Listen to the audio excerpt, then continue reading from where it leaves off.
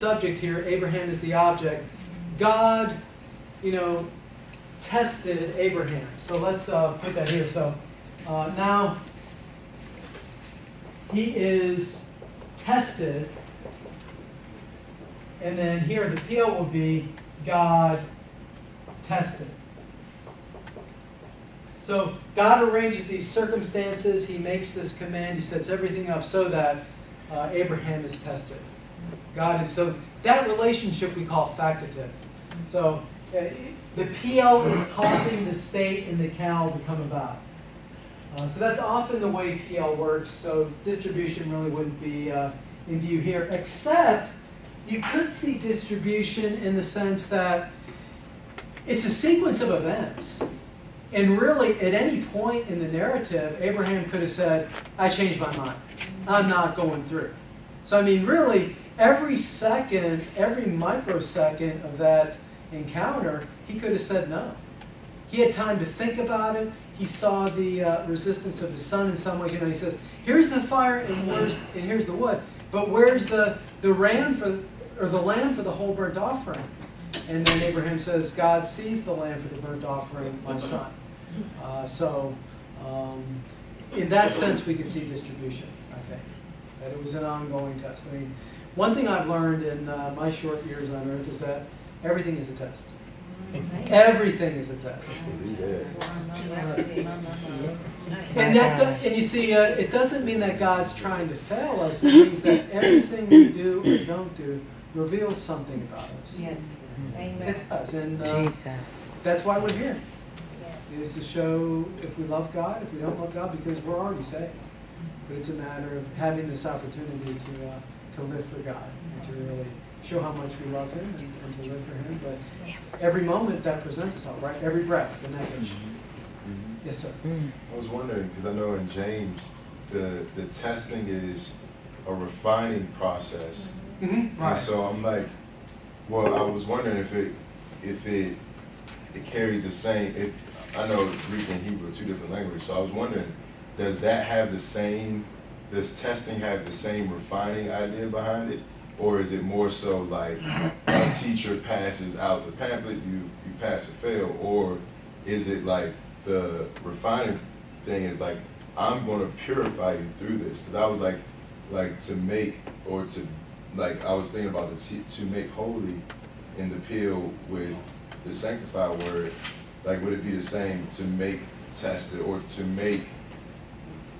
Yeah, I was just wondering about. Well, that's an excellent question. One thing we know that God has a purpose for everything, and especially for these divine tests, He has a point to make. Whether it's to the person who's being tested, or the people that read about it, or the people that observe it, He's making a point. And all things work together for good. Everything is meant to refine us and to make us more like Christ. So, but I wouldn't say there's no kind of nuance in terms of like metallurgical refinement or this kind of thing. But these tests can be over a prolonged period of time. I mean, really, look at it in terms of the conquest. Look at how long they had to say yes to God. They sent out these spies. How long was the reconnaissance mission? It was pretty long, right? They had all that time to say we can go in, but their settled conclusion at the end is we can't go in. And they're completely wrong. Because what they perceived is they appeared like grasshoppers in their eyes, which they would have no idea of knowing. But the Canaanites were quaking with fear. They had heard about the parting of the Reed Sea. They were scared to death. Yes. So the Israelites were psyched out, right? And it was the two that were right and not the majority that were right. So I would say, short answer, there's no metallurgical or physical denotation of refinement, but inherent in the prolonged nature of the testing and God's good purposes towards believers is that, yeah, He wants us to grow through it, and He wants to glorify Himself. This has happened that the glory of God might be revealed in His life. So, if you want to view that as refinement, you can, but it's not explicitly stated. In the word itself. In the word itself, it's not. Okay, let's just take a look at this. So we got the verb. God tested Abraham. So what you're noticing down here is that the exact Hebrew word is nasah. That's how it's transliterated. Here's the root. Here's the transliteration of the root. Here's the morphology. And, you know, I can identify these different parts for you. So I'm hovering over this code down here. It's a verb. It's PL, one of those 7 major forms. It's a perfect, and the subject is third masculine singular, he. That's all it's telling you here. Here's the Strong's number down there. So we've identified the word. If you're using a manual dictionary, notice in hey, and look it up there, and then find the entry under PL there. Now, the perfect here in its use is that to say that that test was complete before it started? Well, Or, yeah, that's a good question, Kim. Like I said, the word perfect and imperfect are imperfect labels. And it came to pass that God tested Abraham. So view this entire sequence of events as a description that God tested Abraham by calling him to go, the whole thing, lifting up the knife, the provision of Abraham. So he's taking a look at that occasion in its entirety. He tested him throughout however long that took to make that happen. So you're not going to use the imperfect because you kind of, you know, Moses is recording this, right, for us in the Pentateuch. And, you know, Abraham lived 500 years before Moses, and he's saying, and it came to pass that God tested Abraham. Let me tell you about that. Okay? All right. Let's see if we can see anything important about here. There's another word down here that's even more important. So that's step number 1. Okay, so you found the Hebrew word. Everyone feel confident in finding the Hebrew word? And that's pretty neat. I mean, the fact that you can look at the English and use the reverse interlinear to get to the Hebrew word. Okay, so think about the text with the Bible word study tool. So we're going to right-click on the word if you're using a PC system, or double-click with the Mac. And using the lemma highlighted, we're going to do Bible word study. That comes up in this other window. And you see, this word is not as common as the other words that we looked at so far. So only 38 times. So just kind of summary. 38 times. Here's the distribution across the Old Testament. Here's the pie chart with how it's translated, and down we go. Down we go with that.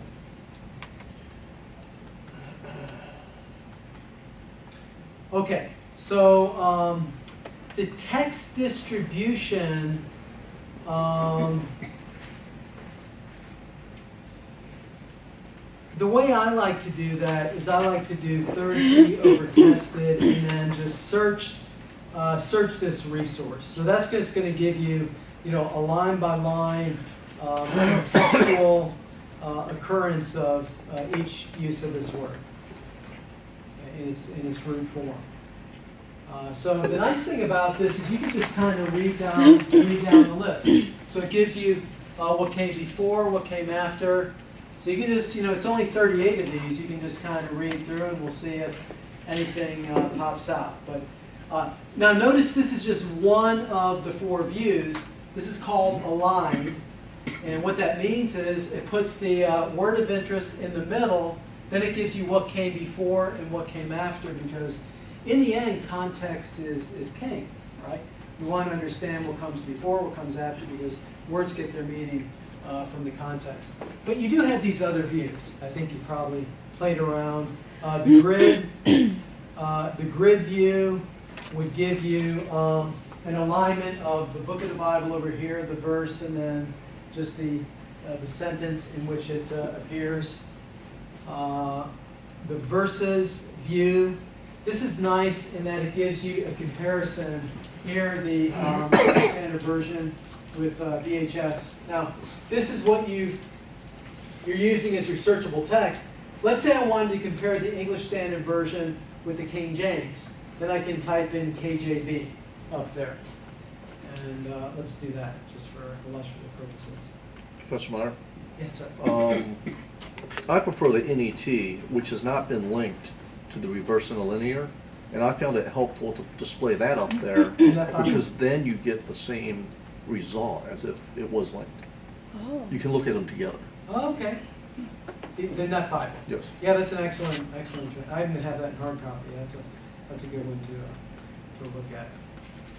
Okay, see, so when I typed in King James here, now I'm seeing an alignment of English Standard Version and King James. And that alone shows you there's something interesting. What does King James do with it? Is the word tempt. Now, in our language, what's the difference between your idea of testing and tempting? Evil and good. Yeah, this has a denotation of an ethical choice. A temptation is an opportunity to do evil. Here we have all these luscious treats and everything in moderation, but suppose I wanted to eat all of those M&Ms and just swallow them whole. That's a temptation, right? But, you know, if a testing, like if you take a quiz, it's not an ethical thing. You know, if you do your best, well, either you have a high understanding or there's need for improvement, but that's not really moral. This has a moral connotation. So the difference in the two alerts you to the fact that it can have an idea of an ethical choice, which will distinguish good from evil. And you kind of infer that in the Lord's Prayer, don't you? And lead us not into what? Temptation. But that could also be translated testing. The earliest version of the Lord's Prayer was in Aramaic, right? Because Jesus taught in Aramaic, and I can actually show you that Lord's Prayer. I used to say it every day. But anyway. Wouldn't that be his native language? Yep, he spoke in Aramaic. So on the cross, he says, Eloi, Eloi, lama sabachthani, which is my God, why have you abandoned me? Hebrew is Eli, Eli, lama azavtani. So he's speaking Aramaic, really. He says, Talitha kum, daughter arise. Talitha is an Aramaic word for daughter. The word Abba is an Aramaic word. Paul uses that, Jesus used that. The place of the skull was called Golgotha. That's an Aramaic word. That's not a Hebrew word. So yeah, it's very easy to prove that he spoke Aramaic in the synagogue. In the synagogue, you know what they would do? They would read from the Hebrew text, which was the inspired text, but then there would be a person behind who would either read from a text or translate extemporaneously, and he would read in Aramaic or just translate in Aramaic. He was called the Meturgamon. That was to the Hebraic Jews, but to the Grecian Jews, they'd also read from the Hebrew text, but there'd be somebody back here translating into Greek. But positionally, they were behind to show that this is the inspired text. This other guy is just making it convenient. And in Nehemiah 8, right, where they have that great revival, they're reading from the Word of God in Hebrew, but then they're translating into Aramaic, and they're giving the sense. They're adding little explanatory sentences here and there. And that's the beginning of Aramaic Targums. And so a good witness to the Old Testament is the Aramaic Bible. I'm actually translating the book of Exodus for the International Aramaic Bible Project. So I've got that on my plate. Yeah. I was actually kind of surprised when we did the wheel that tempt was not on it. Not at all. Not at all. Not at all. And Yeah, so it's I wondered if we're really going to, would you want to pull up another version and see in a different version what other kind of words they may have used in, say, King James? But yeah, let's I was looking for that Yeah. those two would be together, tested and tempted, and I didn't see it in the wheel, and I thought, and then there it came up. I thought, well, so that might be worth your time to go back and see how other versions would use that word. Absolutely. Yeah, let's go ahead and do that. What we'll do over here, so in this panel, let's bring up the King James and see what the verses show up. So I'll click on my arrow, or my plus sign over here, and let's bring up the KJV. Because, still a lot of people think in terms of the King James Version. So, okay, so here's the King James. That God did tempt Abraham. So highlight that. We get the same word Nasa. Now let's do the right key and do search this resource. So you're going to search the King James Version and see what kind of distribution it has. Okay, in fact, let's do the word study so we can get the wheel. Yeah. So the Bible word study gives you the whole palette of different tools. Okay. Bible word study. Yeah. So here we have. Well, that's interesting. I think I need to close some. I think I need to close some. Okay, this shows you what the translation is for. That's still for ESV. So let me close that. Close that. So you gotta manage your windows a little bit, otherwise you get fog and you can't see.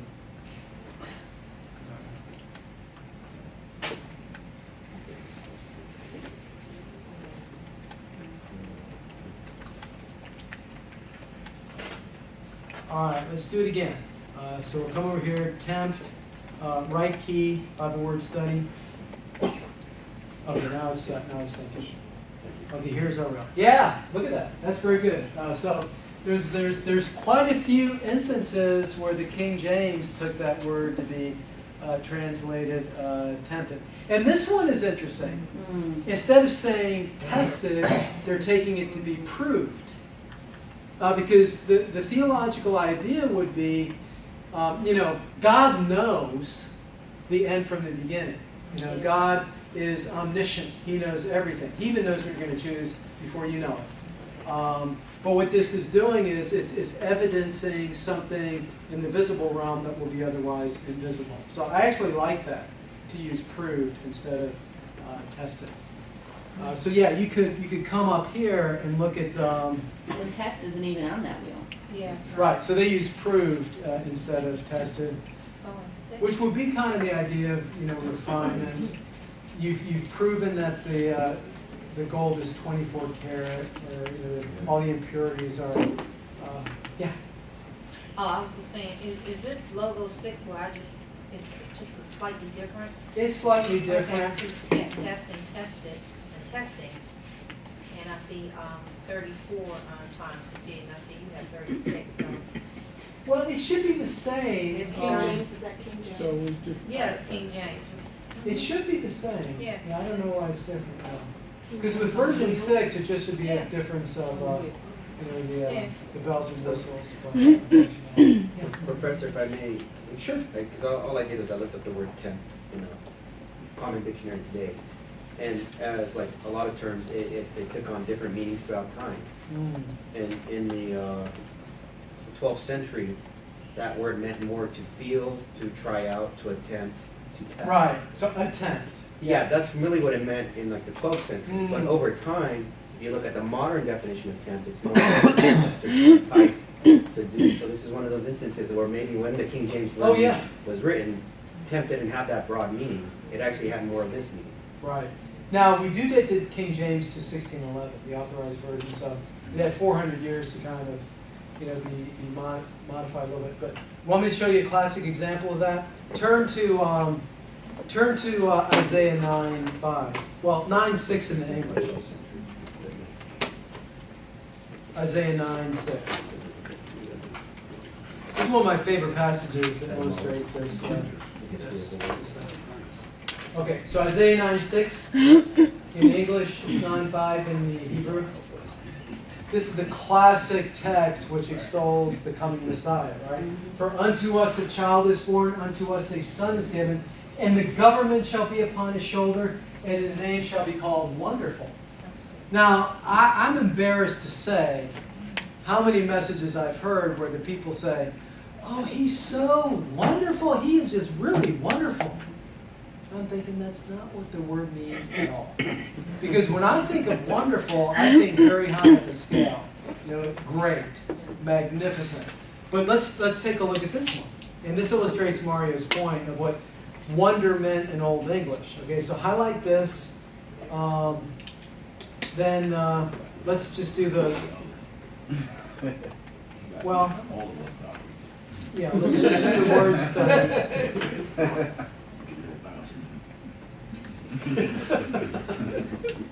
It's a miracle. I mean, so they're just, the King James is consistent in terms of using this word, but appella is a miracle. miraculous acts. So, I mean, consistently, Apella is a miracle. So his name is Miracle Counselor. The thing that distinguishes his advice is he's able to actually miraculously change hearts and circumstances to bring something about. So in Old English, a wonder was a miracle. There was an evangelist from the West Coast by the name of John Wimber. And John Wimber founded this Vineyard Fellowship movement, and his book was called Signs and Wonders. Okay, signs and miracles.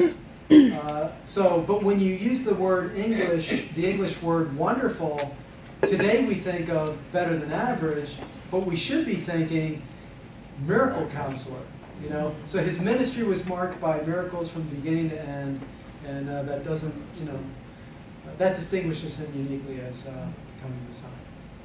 Okay, so One of the words also is. so, you know, that's the advantage of, excuse me, we'll get back. So English Standard Version is more updated in terms of the English, but the King James, that's one of the, you know, the things to be on the lookout for is that it does use English words that had a certain meaning at a certain time that it doesn't have today. Yeah, Bingo. No, it wasn't significant. It also just said terrible as one of the words, that wonderful meaning. Yeah, terrible in the sense of, yeah, it's, well, weren't the plagues upon Egypt miracles? And they got the attention of the Egyptians, and they showed that the Lord was the Lord. So I mean, some of his miracles are really frightening. Look at Revelation. I mean, look at the plagues. Look at the bowl judgments, the trumpet judgments. I mean, they are horrifying. Our God is a consuming fire, so he's miraculous in every sense of the word. So, okay, let's have a break, and we'll come back at about 12 after. So 2:02. We'll go back to.